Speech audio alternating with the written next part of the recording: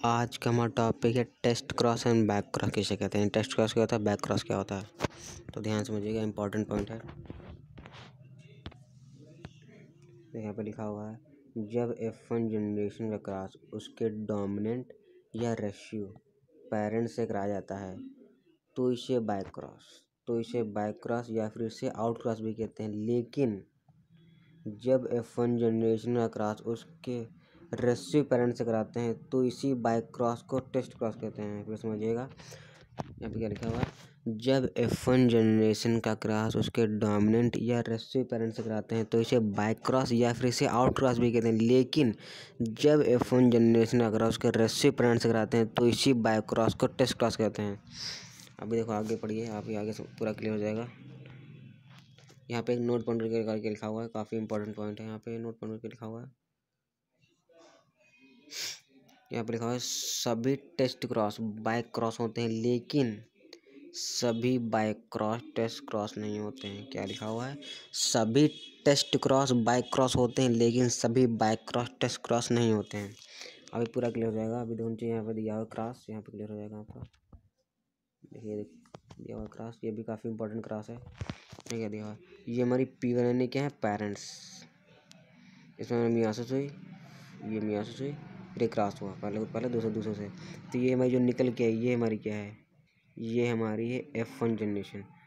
तो जब F1 generation का क्रॉस उसके डोमिनेंट यानी कैपिटल टी या रेशियो स्मॉल टी से कराते हैं तो इसे बैक क्रॉस या फिर इसे आउट क्रॉस भी कहते हैं। लेकिन जब F1 जनरेशन का क्रॉस के रेशियो पेरेंट से कराते हैं यानी स्मॉल टी से कराते हैं तो इसी बैक क्रॉस को टेस्ट क्रॉस कहते हैं। एक बार और समझ लीजिए,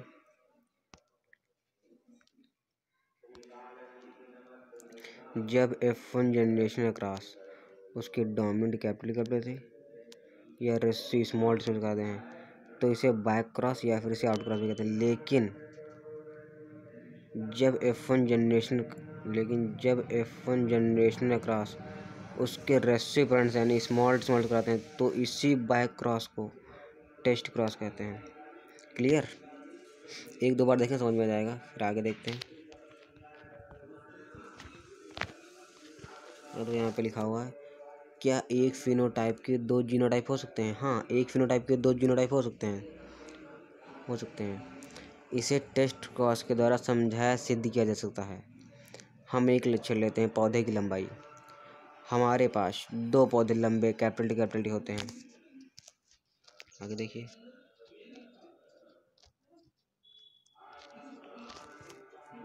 जिसमें से एक पौधा पेवर टॉल शुद्ध लंबा कैपिटल टी तथा दूसरा पौधा हाइब्रिड टॉल यानी शंकर लंबा कैपिटल टी स्मॉल टी। अतः इन पौधों की लंबाई का जीनोटाइप जानने के लिए टेस्ट क्रॉस कराते हैं। आगे देखिए, जब किसी लंबे पौधे का क्रॉस उसके रेसिव पेरेंट से कराते हैं तो यदि क्रॉस कराने पर सभी पौधे लंबे प्राप्त होते हैं तो इससे पता चलता है कि पेवर टॉल शुद्ध लंबा है। और यदि क्रॉस कराने पर 50% पौधे लंबे यानी 50% पौधे लंबे तथा 50% पौधे बौने 50% पौधे बौने प्राप्त होते हैं, इससे पता चलता है संकर लंबा यानी हाइब्रिड टॉल है।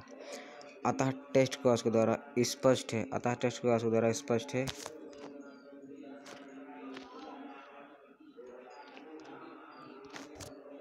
कि एक फिनोटाइप के दो जीनोटाइप हो सकते हैं। अब ऊपर क्रॉस दिया हुआ है, क्रॉस समझते हैं, ज़्यादा क्लियर हो जाएगा।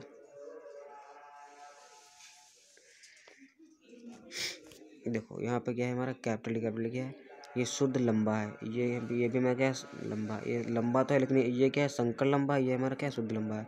जब हमने शुद्ध लंबे बीच क्रॉस कराया उनके रेशियो पेरेंट्स है तो capital T small T capital T small T capital T small T capital T small T यानी सभी ऑल प्लांट टाल सभी लंबे पौधे प्राप्त हुए। लेकिन जो हमने संकर यानी हाइब्रिड लंबे वाले पौधे से उनके रेसिपेंट से क्रॉस कराया तो capital T small T capital T small T capital T देखो, capital T small T capital T small T, फिर जब हमने इसे कराया तो स्मॉल टी फिर स्मॉल टी फिर स्मॉल टी। यानी से 50% पौधे टाल यानी 50% पौधे लंबे प्राप्त होते हैं, तो 50% पौधे डार्फ यानी 50% पौधे बौने प्राप्त होते हैं। अतः टेस्ट का स्पष्ट है कि एक मीटर के 2 जोड़े हो सकते हैं। यहाँ पे आपका क्लियर हो गया होगा, एक दो बार बैक करके देख लीजिएगा, पूरा क्लियर हो जाएगा आपका। चलिए आगे देखते हैं। आगे देखते हैं। अगले में हेडिंग क्या है, डोमिनेंस। तो इसमें क्या होता है, डोमिनेंस क्या होता है, तो इसमें एक लक्षणों को बनाने के लिए एक जीन होता है। इसमें एक लक्षणों को बनाने के लिए एक जीन होता है। एक जीन की 2 अल्टरनेटिव फॉर्म होती हैं जिन्हें एलील कहते हैं। क्या लिखा हुआ है यहाँ पे, इसमें एक लक्षणों को बनाने के लिए एक जीन होता है। एक जीन की 2 अल्टरनेटिव फॉर्म होती हैं जिन्हें एलील कहते हैं। आगे देखते हैं। इसमें एक एलील दूसरे एलील को पूर्ण रूप से दबा यानी सरफेस कर देता है, दबा देता है, सरफेस करता है। जो एलील सरफेस करता है, जो एलील उसको दबाता है, उसे डोमिनेंट एलील कहते हैं। और जो एलील सरफेस होता है यानी छिपता है, उसे रेसिड्यूअल एलील कहते हैं। यह 3 प्रकार का होता है। देखते कितने प्रकार का होता है, 3 प्रकार का होता है। आगे देखते हैं। पहला हमारा क्या है, कंप्लीट डोमिनेंस, पूर्ण प्रभाविता। तो इसमें क्या होता है देखते हैं। जब एक शुद्ध लंबे कैपिटल टी तथा एक शुद्ध बौने स्मॉल टी के मध्य क्रॉस कराते हैं, तो पहली पीढ़ी यानी F1 जनरेशन में सभी पौधे हेट्रोजाइगस हैबिट टाल प्लांट प्राप्त होते हैं, जो कि सभी लंबे होते हैं। अतः स्पष्ट है कि डोमिनेंट एलील रेसिड्यूअल एलील को पूर्ण रूप से दबाने सरफेस कर देता है। रेसिड्यूअल एलील बिल्कुल भी एक्सप्रेस यानी प्रकट नहीं होता है, अतः यह कंप्लीट डोमिनेंस है। इसमें होता क्या है, ध्यान से देखना यहाँ पे। तो ये हमारा क्या है, कैपिटल टी, ये हमारा क्या है, स्मॉल टी। इनके बीच में जैसे क्रॉस कराया है, तो कैपिटल टी स्मॉल टी। इसमें क्या होगा, जो कैपिटल टी वाला है ये स्मॉल टी को पूर्ण रूप से दबा देगा। केवल जो कैपिटल टी एक्सप्रेस होगा और स्मॉल टी क्या हो जाएगा, सरफेस हो जाएगा। स्मॉल टी प्रकट नहीं होगा, केवल कैपिटल टी वाला लक्षण ही प्रकट होगा। अतः कंप्लीट डोमिनेंस। Okay, clear. आगे देखते हैं। अगला हमारा हेडिंग क्या है, इनकम्प्लीट डोमिनेंस। इनकम्प्लीट डोमिनेंस किसे कहते हैं, इसमें देखिएगा। इस प्रकार की डोमिनेंस में डोमिनेंट एलील रेसिड्यूअल एलील को दबाता है यानी सरफेस तो करता है, लेकिन या परंतु रेसिड्यूअल एलील पूर्ण रूप से सरफेस यानी छिपता नहीं है, कुछ एक्सप्रेस यानी प्रकट हो जाता है। अतः इस प्रकार की डोमिनेंस को इनकम्प्लीट डोमिनेंस भी कहते हैं। आगे इसमें होता क्या, देखो इसमें क्या होता है। जैसे ये हमारा क्या है कैपिटल आर, ये हमारा क्या है कैपिटल आर, ये हमारा क्या है स्मॉल आर, ये हमारा क्या है स्मॉल आर। इनके बीच में क्रॉस कराया, तो कैपिटल आर स्मॉल आर। फिर इसमें होगा क्या, इसमें जो कैपिटल आर है ये स्मॉल आर को दबाएगा, तो पर स्मॉल आर जो पूर्ण सरफेस नहीं होगा, कुछ एक्सप्रेस हो जाएगा। और कैपिटल आर भी, यानी इसमें दोनों ही लक्षण एक्सप्रेस हो जाएंगे। अतः इस कॉल्ड इज इनकम्प्लीट डोमिनेंस। अब आगे समझ में आएगा, क्रॉस भी दिया हुआ है, आगे देखते हैं। एग्जाम्पल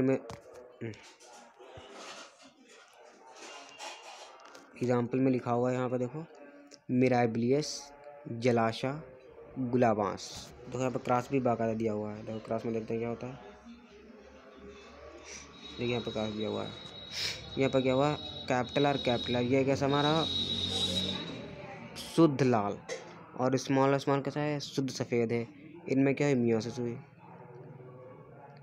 फिर मैंने इसमें कैपिटल आर इसमें स्मॉल गैमेट बने, male gamete female gamete.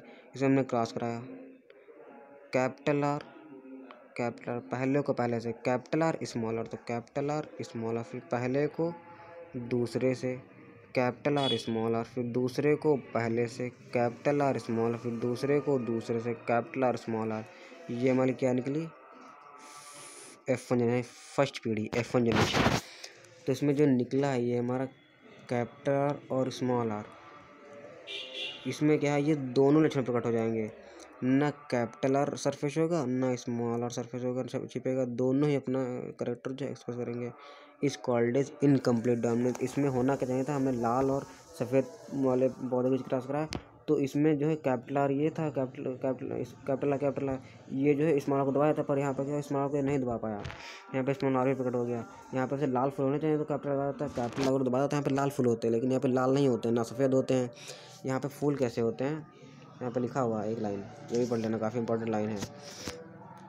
All heterozygous यानी सभी पौधे, पिंक फ्लावर्ड प्लांट यानी all heterozygous hybrid pink flower यानी इसमें जो है गुलाबी पुष्प है, ना वाइट है ना रेड है।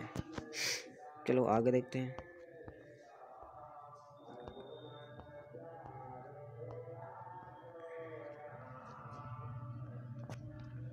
अगली मीटिंग क्या है, लॉ ऑफ इंडिपेंडेंट असार्टमेंट, स्वतंत्र पिहन का नियम। तो ये क्या होता है, इसमें देखो लिखा हुआ है, इस नियम को डाई हाइब्रिड क्रॉस के द्वारा समझाया सिद्ध किया जा सकता है।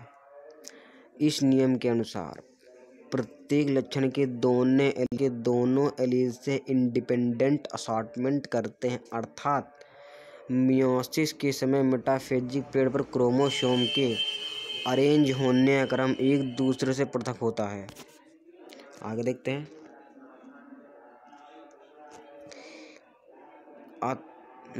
अतः गैमीट के निर्माण के समय एलील राउंडमली अरेंज्ड होते हैं और संतानों में इंडिपेंडेंट रूप से होते हैं, अतः 4 प्रकार के गैमीट का फॉर्मेशन होता है। क्लियर। इसमें देखो फिनोटाइपिक रेशियो क्या होता है, इसमें फिनोटाइपिक रेशियो होता है 9:3:3:3:1। जीनोटाइपिक रेशियो क्या होता है 1:2:1:4:2:1:1:1। इसमें क्या है 9 कैसे हैं गोपी यानी गोल पीले, 3 कैसे हैं झुप्पी यानी झुर्रीदार पीले, और 3 कैसे हैं गोहा यानी गोल हरा, और 1 कैसा है जुआ यानी झुर्रीदार हरा। आगे देखते हैं। अगली हमारी हेडिंग क्या है, ब्लड सर्कुलेटरी सिस्टम अर्थात रुधिर प्रसंचरण तंत्र। इसको हम अगले वीडियो में कवर करेंगे। फिर मिलते हैं नेक्स्ट वीडियो में।